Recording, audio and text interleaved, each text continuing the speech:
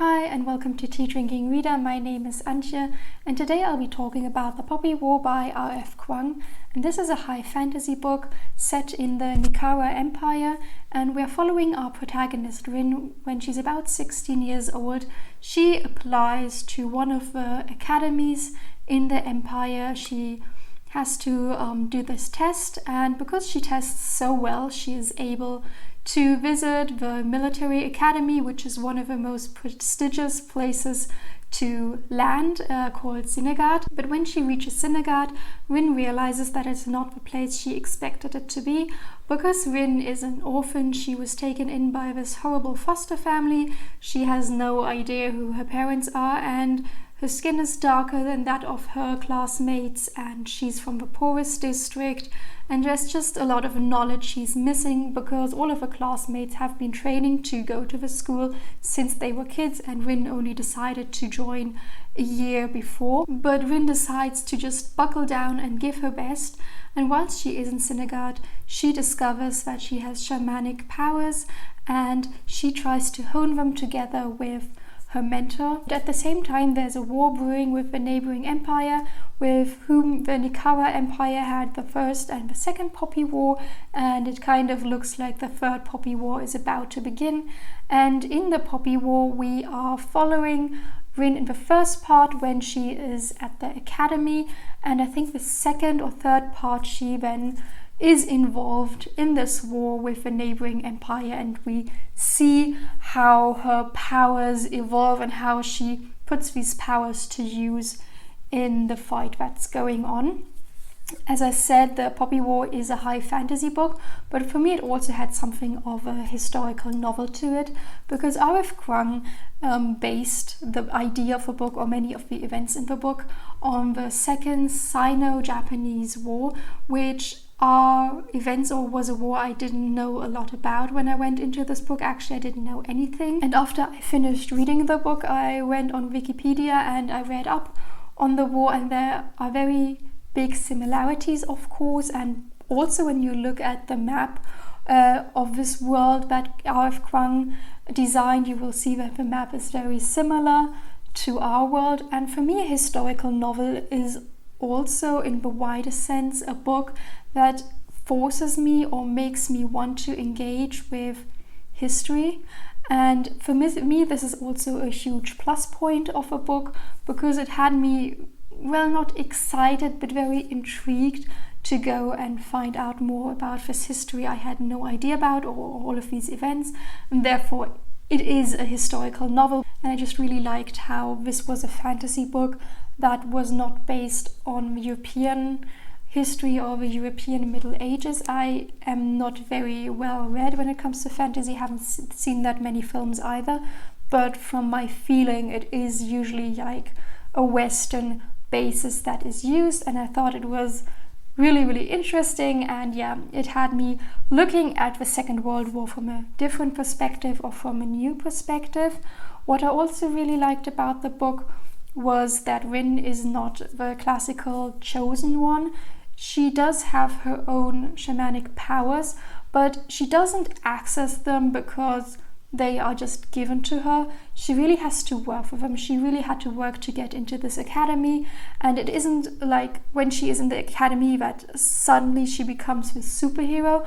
Instead, she really struggles, and when she is able to tap into this power, it's not like she can magically use it to her own good, but she can't really wield it. And again, it's grit, it's tears, it's pain.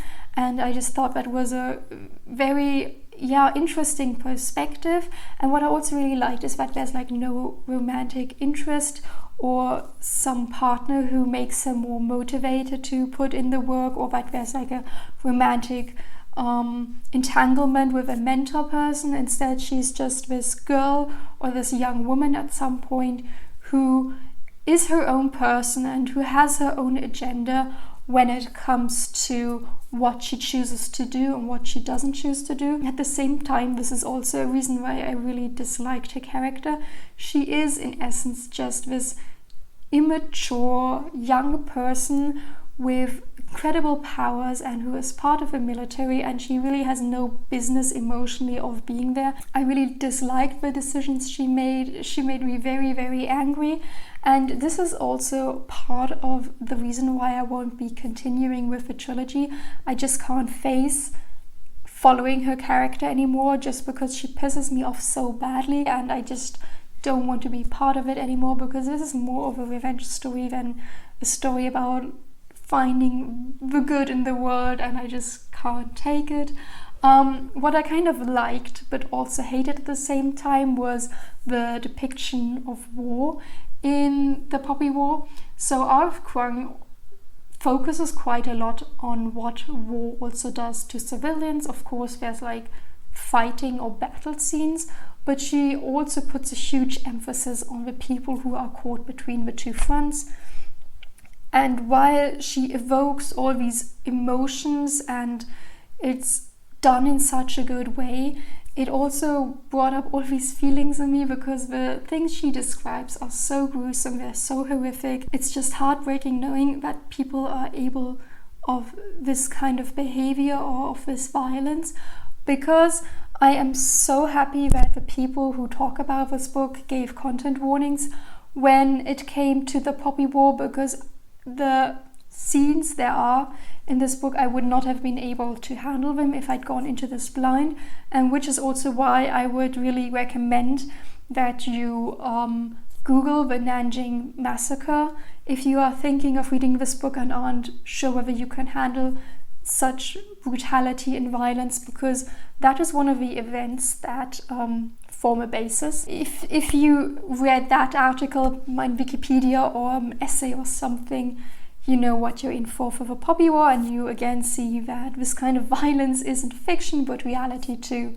But yeah, anyway, it was gruesome to read, and R.F. Kuang, she did a really good job, but I didn't enjoy feeling the way I felt.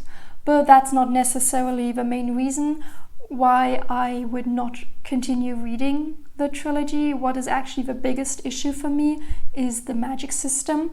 So I really do not like magic systems that are based on like a spirit world or kind of higher power going on, or this intersection of like a spirit world and the mortal world, so to say. For one, it's just a personal preference, but secondly, it's also, the thing is, I don't really understand that kind of magic systems that well. They are always like way too complicated, they go over my head. So of course I don't really enjoy them, just because it's no fun to read about a system you can't really get into. And that was also the case with the Poppy War. So it starts off with no magic at all, kind of, and it kind of only picks up for the second and third of the book. But as the book progresses, of course, the magic system or the shamanic elements that are going on become more and more prominent as Rin discovers her power in more detail and finds out all the different facets of what is going on.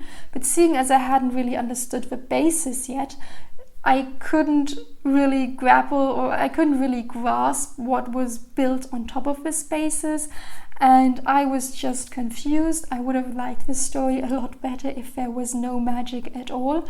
And I guess that this magic system is just going to expand in the second and the third book, and that it'll be a lot more prominent, because I have a feeling that this war that's going on, the third Poppy War, will only be brought to an end with the help of magic. So I don't enjoy the magic system, and I don't think there's a point in reading a fantasy book if you don't vibe with the supernatural elements. I'm not saying that R.F. Kuang did a bad job. Probably the magic system is logical or well thought out of. It's just that I personally struggled with the logic, or wasn't able to fit the blocks together to form this cohesive picture for me to understand. But as I said, I struggle with that kind of magic system in general, so it's me probably. Because I didn't really vibe with the book to 100%, I'm not able to give it like a blanket recommendation, but I'm not not going to recommend it. I think there's going to be many people who would enjoy this kind of book, and if someone who reads a lot of fantasy came up to me and wanted a recommendation, I would probably recommend this book to them, just because I did enjoy R.F. Kuang's writing style and I liked the general structure or the build-up of the book.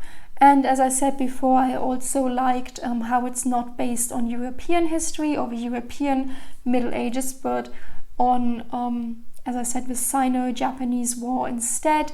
And I just think that it's something really refreshing and something we don't see in Western literature that much. It's not a bad book in any way, it just wasn't good for me and for what I prefer. I want to thank you so much for watching my video until the end. Please like it and subscribe to my channel, and I hope to see you again soon. Bye.